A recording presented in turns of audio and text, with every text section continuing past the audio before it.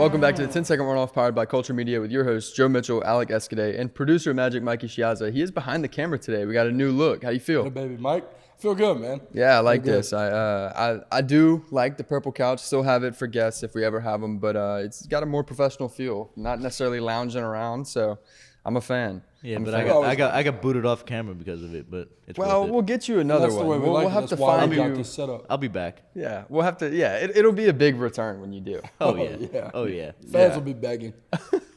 Got a lot to talk about. The coaches poll came out. We had some fall camp intel. I got a couple fights. That was interesting. We'll get into that.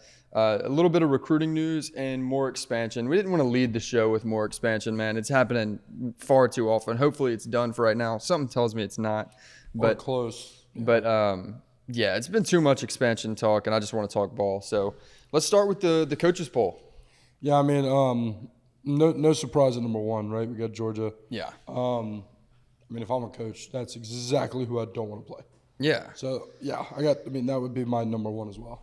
Now, if you remember, earlier in the offseason, ESPN put out their FPI, which is just margin of victory versus an average team. It's a power rating. Ohio State was number one. Right. So essentially that means that if Ohio State, or ESPN at least predictively, if Ohio State were to play Georgia 100 times, they'd win more than 50 of them. Right. You agree, disagree? Well, that's almost what that means, right? I mean, it's really against the average team. Yeah, so maybe they're a better matchup or whatever it is, but that doesn't technically mean that. It kind of does, though, because in theory, with the power rating, number one would beat number two the majority of the time. But number you're two not would beat taking number into three. account like matchups and stuff.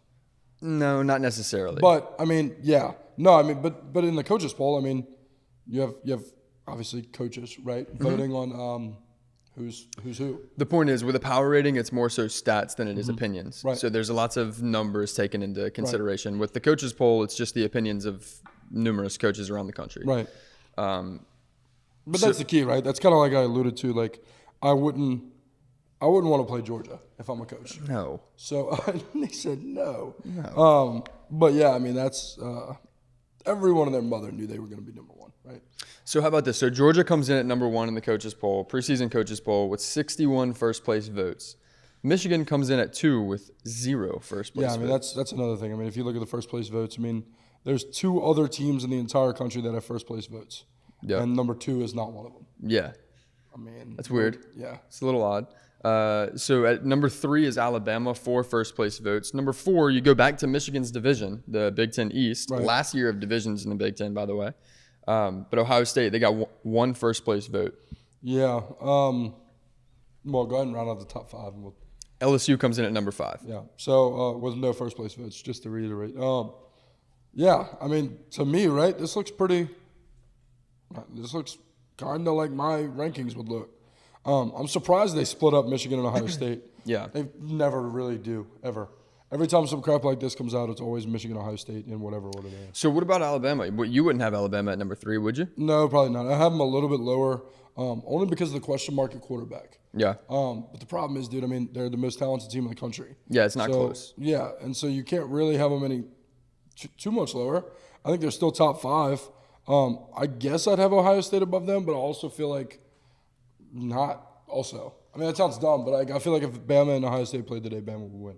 What about LSU at number 5? I think a lot of people were shocked that the coaches poll had LSU over USC. Yeah, I think to me, it's a lot of defense there. I mean, if I'm a team, I don't hate to play USC. Mm-hmm. Yeah, they win a lot of games, but I feel like they're beatable. You know what I mean? I'm not saying LSU's unbeatable, but that makes sense to me. I could see it being a little bit high, but I don't know that USC should be the 5 even, which of course they're the 6. Right? So if you were to drop Alabama or LSU out of that top 5, who would you replace them with? I wouldn't, just to clarify. But if I were to, it would have to be Penn State, USC in that order. Yeah, I agree. Yeah. So I agree. That's kind of the consensus that I was seeing was everybody was kind of taken aback that LSU was ranked higher than USC going into the season. But my thought was, why are we talking about USC and not Penn State? Yeah, that's why I look at it too. I'd I'd take Penn State over USC. Yeah, everybody talks about a big 2 in the Big Ten with Ohio State and Michigan, but I think we really got a big 3. We don't. No, we do. We have a big two and then a lesser third. No. I think there's a clear tier break, man. Nope. They haven't beat them since Nam, bro. Well, they haven't played their games this year. So you don't think they're going to beat either of those teams? That's not true. In my record prediction, I have Penn State beating Ohio State. There's not a clear tier break. Two of those teams made the literal playoffs. Yeah. One of them didn't. I mean, there's a clear tier break there. I'm not saying they're a bad football team. I just said I'd put them at number 5 even. No, Penn State's going to beat Ohio State this year. Not Penn State. No. They are. Not the team. And matter of fact, whenever we put out our Michigan record predictions on Instagram, all the Michigan fans were so confident that they were going to beat Ohio State. Well, they have to be. But their biggest concern was Penn State. Everybody was saying we beat the suck guys is what they were saying. Right. They were saying they beat Ohio State, but Penn State is a tricky one. Yeah, it was tricky last year. Which that's kind of what I was saying, and my replies and it wasn't. My responses to them was no. Right. Penn State is the same as y'all. It's the same build. Yeah. I guess the question is Drew Aller versus JJ McCarthy, but they're both run-heavy teams, and I'm going to take Michigan's offensive line and backfield over Penn State's. I think Michigan just matches up really well against them, but Ohio State could be in trouble. Yeah, it's big brother, little brother. Okay, USC at 6, Penn State at 7, Florida State at 8, Clemson 9, Tennessee 10. Any concerns here? Dude, none. I like these. Again, I mean, we kind of talked about Penn State over USC a little bit. I think there's some merit to that. I guess argument. But no. I mean, honestly, Clemson and Tennessee at 9 and 10 is interesting. I mean, the literal last game that either of those teams played, it was a rout, like an absolute bed race. Now, that was last year. I get it, but I mean, to me, I don't know. But last year gets taken into consideration into these polls. For sure, it has to. Yeah, absolutely. The last 4 years get taken into consideration in power ratings. So yeah. Yeah, I mean, I'm flipping the two, but I like if you were gonna say give me 6 through 10 and told me that was 1 through 5, these are the 5 teams I give you. So I maybe wouldn't give them to you in this order. I personally like Florida State over Clemson, but I'm a little surprised because look, we both picked Florida State to win the ACC, but Clemson's the betting favorite. So it's a little odd to me that they'd come in behind. Keep in mind this is a coach's poll. Yeah, and this isn't predictive of who's going to win conferences and make it to the playoffs and all that. A power rating is more so that. Right. I found this super interesting just doing some research. Preseason power ratings are the best metric to go by in terms of betting bowl games. Right. Like the best. The college football playoff ranking, the AP poll, the coaches polls, all that in bowl season is like 51%. Right. Like the higher ranked team wins. Which is a coin toss.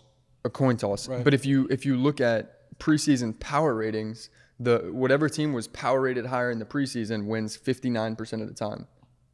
I find that incredibly interesting. Yeah, is that not as interesting to you as it is to me? I mean, no, for sure not. but I think it's cool. But I don't think it's. I mean, what's the sample size? 8 points is since like 2013. Oh, okay, cool. Yeah, it's a big enough sample size. I think it's dope. And 8 points on average is crazy. Yeah, that's crazy. Yeah, I agree. Yeah, so Florida State, Clemson, Tennessee to round out the top 10. And then you get into 11, big sleeper team for me. Dude's massive on this team. I am. I'm big on Washington. I went on Mic'd Up last week, and he asked me one team that I think people are sleeping on, and I said Washington all day.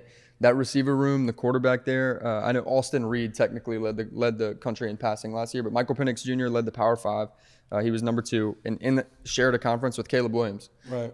I think they're not getting nearly enough love, and they have an opportunity to win that conference. I'm not saying they're going to, but they certainly have an opportunity. I disagree. I think they're placed perfectly. I think everything you said is right. I mean, as far as them getting enough love, there's not a team above that they would beat 51 out of 100 times. I don't think they're beating Florida State the majority of the time. Clemson, Tennessee, Penn State, USC, and I'm not even going to talk about the teams up there. Towards the top, no. I think if. To me, they sit at 11. It sounds dumb that I'm just like, yeah, man, like it, yep, cool. But like, I think there's kind of an order. I think this is a natural order of college football right now. Yeah. The top 5, you know what it is. Like, it is what it is. No, when it gets 6-10, I mean. I tend to agree with you that if Washington were to find a spot in the playoffs, they'd have to squeak into that 4th spot late. Like they're not. Yeah, it's going to be a backdoor type deal if they can get in. They got to win the conference. I mean, they'd have to beat, USC, who's in here at number 6, at least once, right? I mean, they got to beat them at least once to win the conference. Yeah. You'd have to beat them either in the regular season or if you don't, you'll probably find them in the championship. Luckily for them, they get USC at the end or right in the middle of a really brutal stretch for them. Right. So that could play to Washington's favor. For sure. At number I like them at 11. And number 12, you have Texas. Thoughts here? Dude, I'm tired of seeing them so high in the rankings, man. I mean, they have to show us something. Mikey's giving the horns down behind the camera. Yeah, that's what I'm talking about, man. I gotta see them. I gotta see them do something, bro. This is every freaking year. They're top 10. Everybody, dude, they're so back. It's not even funny how. Yeah, dude, they get blown out in 4 weeks of this. Like, it's just absurd to me. They're not a top 15 team this year. They're just not. Now, could I be proven wrong? Do they have the talent to be? Do they have the coaching to be? Maybe so. Yeah. Do they have the quarterback to be? Yes. Not the conversation we're having because it'll open a can of worms. But no, dude, they don't need to be a number 12. I with all of my heart think the next 3 teams we're getting into would drag Texas. Notre Dame, Utah, Oregon at 13, 14, 15. Yeah, I think that's a joke. Truly, I think that's a joke. If I'm a coach and I'm like, yeah, man, my guys are ready. All right, coach, who do you not want to play? You could either go play, Oregon, Utah, Notre Dame, or Texas. I'm going to be like, oh, Texas, and 100 times. Don't let me mess with Notre Dame, Utah, or Oregon. I'm not saying these other teams are, godly, but no, dude, Texas might not. And I'm going to actually pull up the rest of the power rankings. Yeah, I believe Texas has the talent advantage over all 3 of those teams, and Sark is a great coach. I don't know why you feel that way. I feel like done anything, bro. It's like a consistent pattern. I don't hate Texas. I think they're going to be good. It's just this is like an every year thing. Like, it just frustrates me. Yeah, but Texas was kind of in shambles when Scott Satterfield from Louisville and Cincinnati. Yeah, that's what we need to unbelievable. Steve Sarkisian, whenever he got there to Texas, they were kind of in. That was good. Whenever he got to Texas, they were kind of in shambles, and they have gotten better. They took Alabama to the wire last year, and then Quinn Ewers got hurt. Hudson Card stepped in; he was fine. But yeah, they lost a few games, and I know the one you're always going to hang your hat on is Texas Tech, and you're going to say Texas sucks. I disagree, man. I disagree. I think this is a really, really talented team that's capable of beating a lot of really good teams in the country. There's no shot you have them higher than Notre Dame, Utah, or Oregon, though, huh? Maybe not Notre Dame, but I'll have them over Utah and Oregon. Over Utah, the back-to-back Pac-12 champion? Yeah. Really? Yeah. No, I think with Notre Dame, bringing Sam Hartman at quarterback, you have that offensive line. They have one of the best running back rooms in the country. They really have good receivers. That defensive backfield at Notre Dame is serious. I think I'd put Notre Dame probably 1 tick ahead of Texas, but I have Texas right in the mix, man. What about it? Like, I just don't understand. We've had this conversation a bunch. I just don't understand the hype. We'll have to see the games play out. I mean, we've both given our opinions. We just got to see the games play out. Yeah, for sure. I mean, now I'm looking at the rest of the Coaches Bowl. Like, to me, they nuzzle their way in at 15. I literally would just take the Notre Dame, Oregon, and Utah, go up 1, and I think Texas fits in at 15. Only because 16 is TCU, then it goes Kansas State, who, by the way, if you I don't even know why I'm doing this, but I'm already talking about it. If you look at that conference, right, as a whole, and you look at the teams that were in that conference championship last year, you'd see those 2 teams that I just mentioned. I don't think Texas. I could be wrong. Did Texas go? No. Oh, my bad. Yeah. I'm not saying they're a better team than those 2 teams, bro, but Texas consistently does absolutely nothing. I hate to be so harsh. And it's not even y'all's fault, Texas fans, that y'all are ranked number 12. It's just it happened, and now I'm upset about it. So. Yeah, I think they're ranked right in. I think they're in a good spot there. Right. Do you think they end the year as a top 12 team? Because I don't think that's close. But now it gets tricky. I know this isn't a power rating, but if I were power rating teams, I would probably have Texas somewhere in the top 15 for sure, but probably closer to that 12, 13 spot. Yeah. That being said, that doesn't predict that they're going to finish there. It just means that they're the 12th or 13th best team in the country. We see all the time teams that are better than others finish further down in the rankings. Yeah, yeah. So another crazy thing, and I know we're not really talking about the rest, Ole Miss all the way down at 22. Yeah. Below freaking Wisconsin. Like, they have Wisconsin at 21. Where's that hype coming from other than Braylon Allen? Just new coach, new system. I think Wisconsin's got a good shot to win their division. Yeah, I could see that. And then Tulane and Texas Tech over A&M. Yeah. I can't be that mad because the same thing I said about Texas, I will hold true for A&M. They didn't do anything last year. Yeah. There's very few things that you can say to comfort me about this year. Yeah. Yes, you might have a new offensive play caller. That's really comforting, right? But I mean, I'm gonna be bold. I mean, they sucked last year. Yeah. So, but yeah, that surprised me. Ole Miss at 22 to me is a little bit low. Yep. How about Texas A&M at 25? That's what I'm saying. Yeah, I mean that's nuts. The only two other SEC so you have it's very top heavy SEC wise, and then you get those kind of outliers. But I mean below Tulane, right? I think if Tulane and Texas A&M played on a neutral field right now, I think we know how that would go. Yeah. However, I mean Tulane's last game was a win over number USC. 6, Yeah. USC. So, I mean any given Saturday. But at the same time, I don't think a lot of these teams are beating like Ole Miss, for example. So North Carolina's at 20. Why? Just Drake May? Yeah, I mean it's got to be. It's not. Yeah. They think so. Drake May is the 20th best team in the country because look, they do have a couple good receivers over there, but right. They lost their biggest target, Josh Downs, and other than Drake May, you know what I mean? Right. The defense didn't get much better, and they were horrendous last year. So I don't know. Interested to see how North Carolina plays out. Okay, you want to get into some fall camp stuff? Yeah, man. Yeah. So, fall camp's kind of like. I'm not gonna say my favorite part of the year because, of course, we have football season coming up. Yeah. But man, I love all the stuff that comes out. Other than a couple things. We definitely talked about Ohio State's wide receiver core all the time. Yeah. I think it's worth talking about. Yeah. They have They have the number one receiver in football. 2 top 3. I feel comfortable saying. I feel the same way. They have 2 top 3 receivers on their football team. And then we talked about Cardell Tate, who obviously comes in, this year. I mean, he's dumb. He's real stupid. I mean, this is the next one, right? We get these succession, and then you always have those players that end up balling, and you were like, where were they their freshman year? Well, they were behind 6 top 5 picks, and then it's just nuts. Yeah. So this is the next one coming up. He's been balling in camp. So when you look at Ohio State, you look at the receiver room. They're probably going to feature 4 receivers. For sure. You know what I mean? There's going to be 3 that take the field that are going to be your starters, but they're going to rotate in a 4th. That's kind of what they do. Who's probably the 5th best receiver in the country, or whatever it is. But when you look at those top 2, you have Marvin Harrison Jr. and Emeka Egbuka. One of the sources over at Ohio State's fall camp said it's going to be really hard to keep Carnell Tate off the field. Right. 5-star freshman, dude's a baller. What does that mean for Julian Fleming? If Carnell Tate's going to be your 3rd or 4th receiver and get a lot of the target share, right? You do have a guy like Julian Fleming who typically plays the slot, and he's a reliable, great hands slot type guy, receiver. right. I mean, now he's not Harrison Jr. or Egbuka, right? But he's a solid receiver that any other team in the country would be happy to have. Oh, yeah. Be happy to have. So you get a guy like Carnell Tate come in, and if he's going to get a lot of playing time, what does that mean?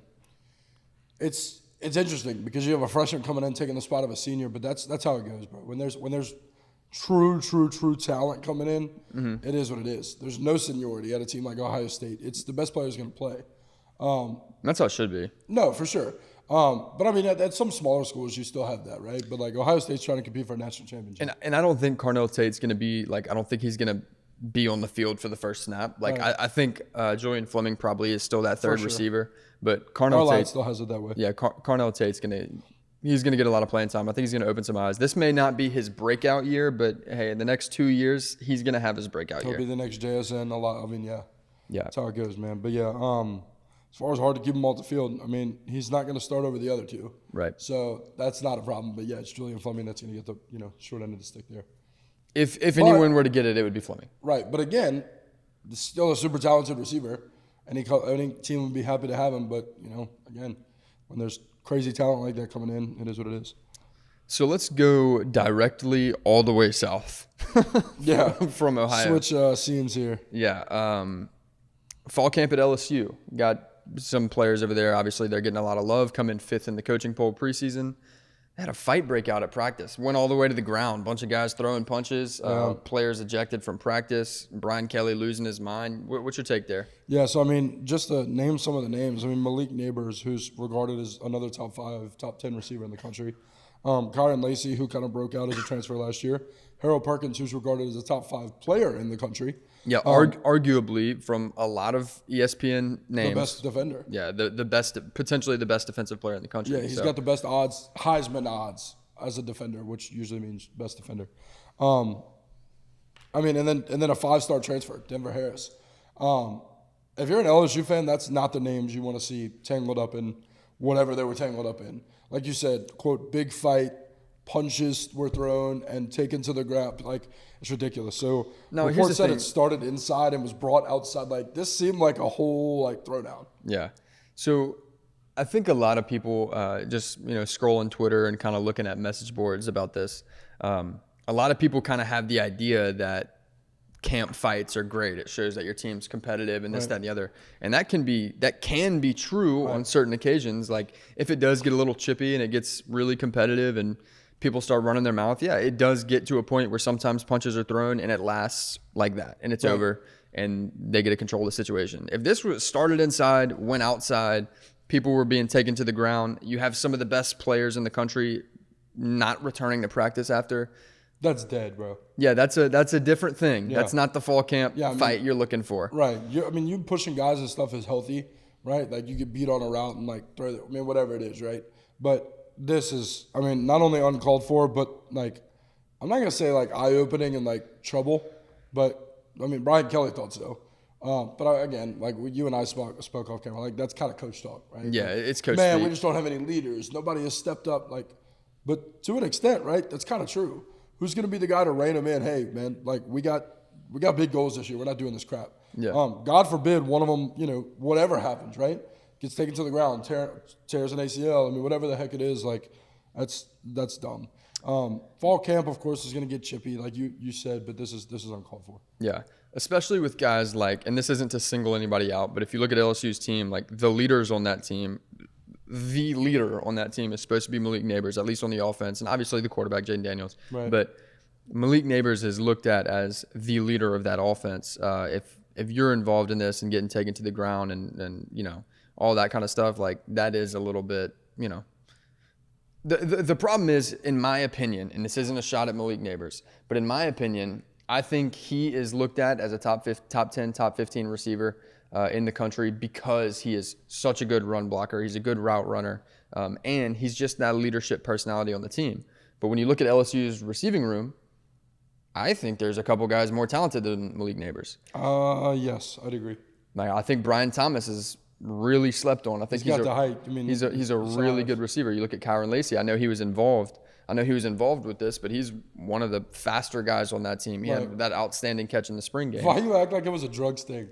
I know he was involved with. I'm like, well, I mean, it just sounded weird. The way you said it, like, he was kind of involved in, like, the scan. I'm like, wow. In the fight. That's what I'm saying. I kind of want to see a video. I mean, I had no videos.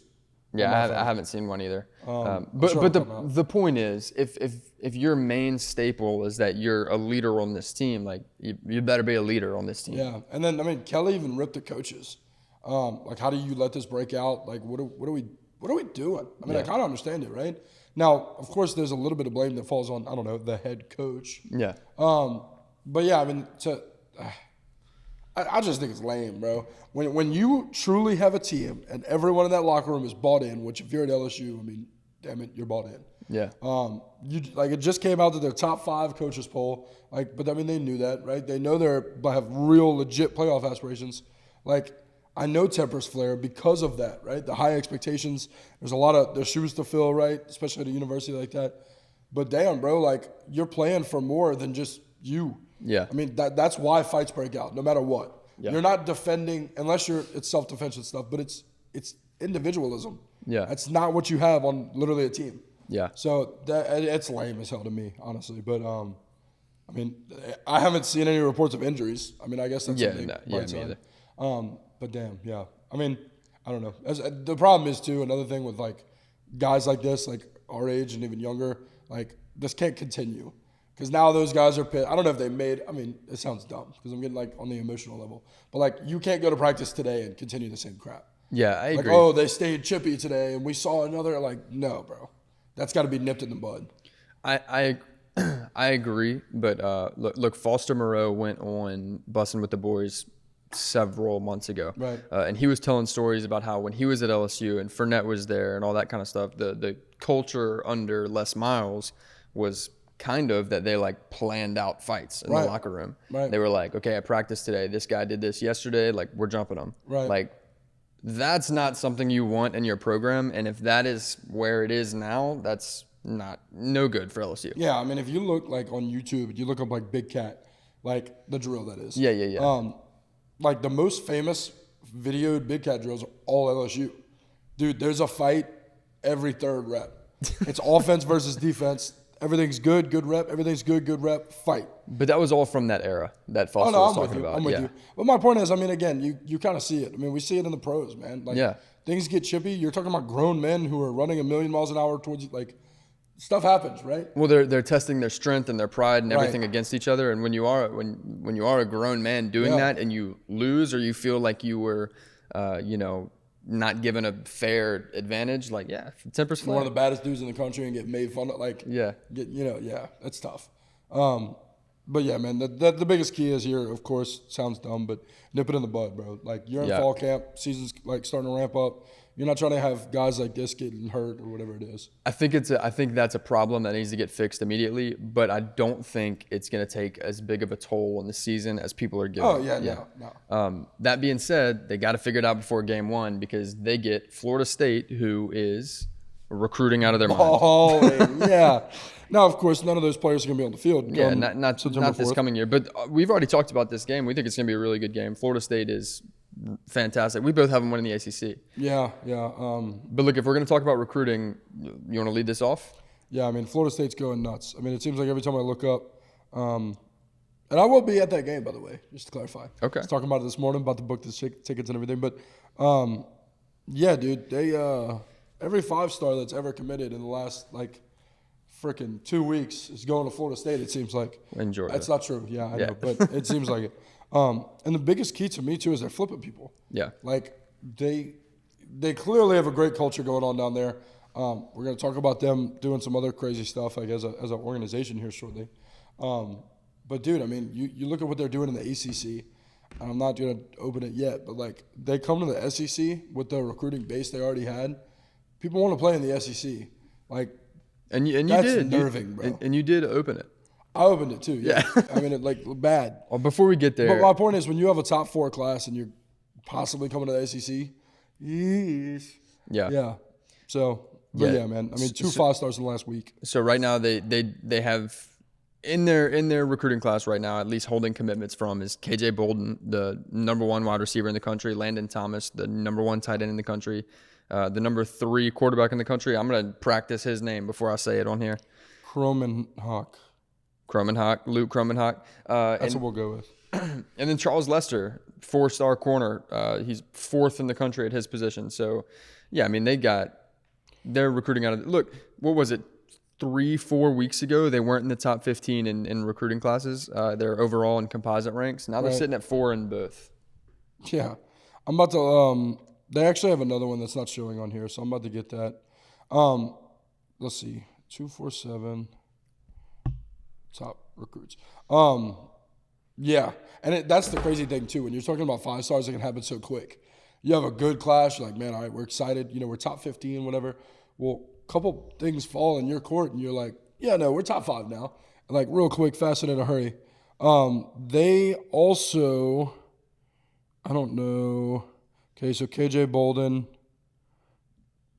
I thought they had another 5-star commit. Landon Thomas, we talked about. Yeah, I think we talked about them, but they were composite 4-stars. They may be 5-stars from various places, but 2 composite 5-stars, and the rest were 4. I don't know, but even well, I'm not going to argue with that because that's what I see. But 247 says they have 3. I thought they had 3, but I could be wrong. Well, so they're recruiting out of their mind. Auburn, an SEC team, also recruiting out of their mind. They're flipping 5-stars like crazy from Georgia and Alabama. Poor Georgia, man. Georgia just keeps getting not. You'll never poor hear me Georgia. say poor Georgia. No, yeah, they're number one still, for sure in every poll and in recruiting. But dude, I mean, they're signing all these freaking kids or not signing. They're getting all these kids to commit and then just get them flipped to every other school ever. So we talked about Florida State recruiting well. We talked about Auburn recruiting really well. And you kind of opened the can of worms. Is Florida State trying to get to the SEC? The answer is yes. Yeah. They are trying to. Here's the problem. They've made it very clear that they want to get out of the ACC. They've spoken to the Board of Trustees saying that it's not about when it happens. It's about if it happens. What's that going to mean? What? It's not about if it happens. It's about when it happens. Yeah. Okay. Is that what I said? No, you said the opposite. Oh, okay. Well, yeah, it's about when it happens is what I mean. But there's a couple things that have to happen first. So they're going to owe a $120 million exit fee to getting out of that the media rights contract through 2036. You saw the GoFundMe they started? Yep. That was I was getting to that. I mean, yeah, my bad. No, it's all good. It's all good. Yeah, man, they started a GoFundMe for it. Yeah. Yep. And then I'm gonna find out how much money's in it. And then on top of that, they're gonna have to pay damages for breach of contract because that contract does go to 2036. It's they got a while. 2023, so they're 13 years ahead of schedule here. But yeah, 120 million is going to be a large buyout to get out of that. And when and if they do, I imagine they're going to the SEC and not the Big Ten. Me too. Yeah, dude, and that's freaking dangerous, man. You have they're always. I mean, first of all, they're recruiting out of their backyard like crazy. You have two other huge schools in that backyard.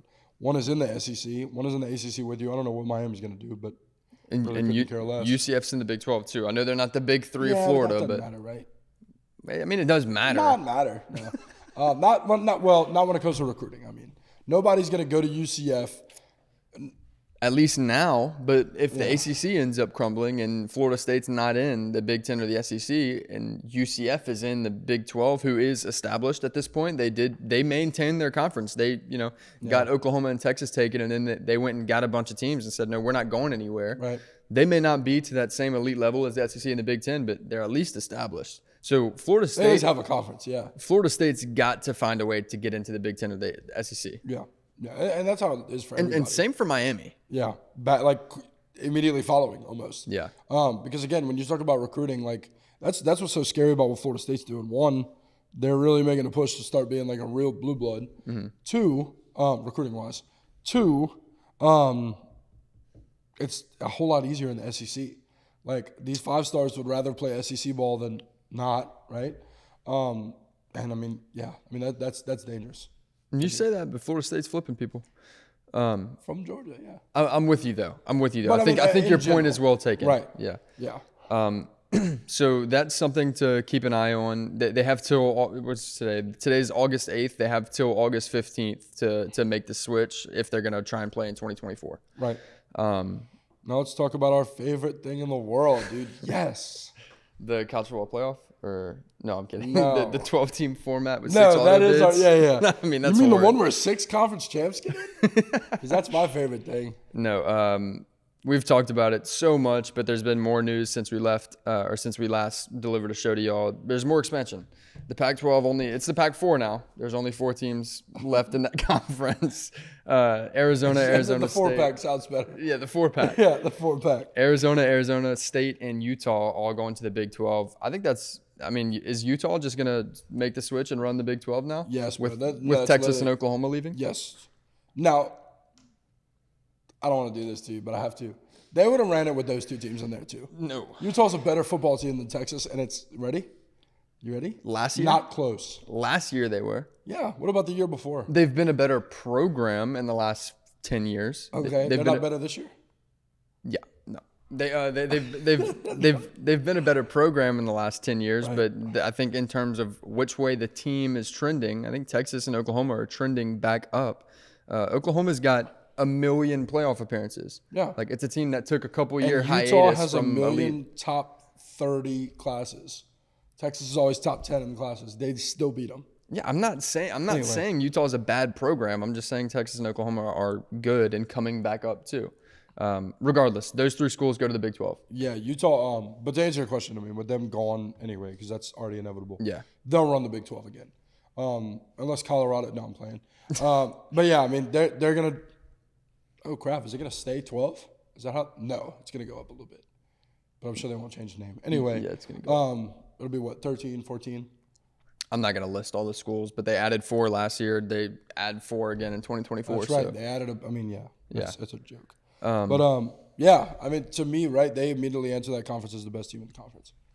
Best program in the conference, however you want to. I don't think much will change. Potentially. Kansas State's good. TCU's on the come up. TCU's on the come up, bro. Their transfer class was unbelievable last year. Nuts. To me, that's the only. I think they were preseason ranked 16 or 17, might have been 15, somewhere in there. They were 16. Okay, so they were 16, right outside of the top 15. To me, that's entirely because of Sonny Dykes and the transfer class. Yeah, like Sonny Dykes went in his first year and had a playoff appearance, and then they brought in not the most transfers. Colorado did, right. But a ton of really, really solid transfers to try and replace those guys they lost. Max Duggan, Kendre Miller, Quentin Johnston. Yeah. So I think they're solid in terms of talent this year. And then moving to the Big Ten is Oregon and Washington. So we laid out a scenario last week where we were seeing talks of Oregon, Washington, Clemson, and Florida State all to go to the Big Ten. Oregon and Washington just went ahead and went. Right. So now it looks more like if Clemson and Florida State were going to go anywhere, it'd be the SEC. You didn't really get a chance to speak on this. What do you think about Oregon and Washington going to the Big Ten? Yeah. When it comes to the thing on the Big Ten is like it's very top heavy, very top heavy. This is going to add to it, but I don't know that these two teams can compete. We're talking about no divisions anymore, which obviously Oregon and Washington are used to, even though it kind of ended up screwing a couple of teams last year. But I mean, it's tough to compete. To me, like if we're talking about just team success, they were better off in the Pac-12. But of course, with the Pac-12 crumbling, obviously you kind of got to get out. It's like a burning house. You got to go. Yeah. Right. But Big Ten wise, if we're going to talk about competition, it's always going to be rough. No matter who goes, it's always going to be rough. Yeah. But I mean, these are two teams that can, if recruiting comes around, can start to fare well with Miami, with Michigan and Ohio State. Yeah. So I kind of look forward to seeing that. Well, and it's a lot of West Coast guys too. With Oregon and Washington being so far out there, they're not really going to compete with Ohio State and Michigan in recruiting. Yep. They don't have to. They're going to go for the Northwest recruits and the 5 stars in California and all that kind of stuff. So Washington, yeah. Now the problem is they'll still be competing with USC, right? Which is a huge brand. Yeah. Yeah. So that makes it a little bit more tricky. And UCLA for that matter. Yeah. Also, just one last little piece of Pac-12, not expansion, they diminished, but the news around that is there were some presidents in the Pac-12 asking, was it the Big 12? They asked the Big 12 if they would take in all of the teams in the Pac-12 except Washington State and Oregon State. I mean, that is brutal. Yeah, what do they do? I mean, Oregon State's every year it feels like they have one of the top 3 defense in the Pac-12, right. Which now it's not a defensive heavy conference, but transferring to the Big 12 that plays. Yeah, that's a defensive conference. Yeah, that's interesting to me. What is it about Washington State and Oregon State that they were like, let's just Mountain West? Sorry guys. Right. Like, yeah, it is what it is. Right. What is that? Yeah, that's tough. Yeah, I thought that was an interesting little tidbit, but that's all I got. Tidbit. You like that? Had a kid. You like that? Good, yeah. That's all I got for this one. You got anything else? I'm good, man. All right, so we actually did record a second episode last week, but the footage just got messed up. I thought it was a banger. I mean, it was good. It was good. It was we Utah, talked Washington, Oregon. Yeah, we broke down the schedules and gave record predictions for Utah, Washington, and Oregon. So we're just gonna run that back. We're gonna reshoot that and put that out later this week. So I'll go check it out because I do have Oregon undefeated. Spoiler alert. So y'all might want to watch as to why. I really thought you were gonna think further on that and maybe change that, but okay. You don't have Oregon undefeated. You have Utah undefeated. Yeah. All right, cool. Please make sure to like, comment, subscribe. Follow us on Instagram, Twitter, all of that stuff. We have a couple other shows here. Culture Media is really about to blow up. We feel good about that. Our owner, Anthony Ronaldo, he has the Up and In show. We have a show called Bets and Breaks. If you like sports betting, you should check that out. They do throw in some, sports card collectible stuff because it all ties into gambling. So that's a cool show. Go check that out. And then we have 2 girls that are going to make their run towards the 2024 Olympics, Taryn Cloth and Kristen Nuss. They'll have a show and just lots of other stuff. I'd be tuned in to Culture Media even if I didn't work here. I think it's really about to blow up, so check that out.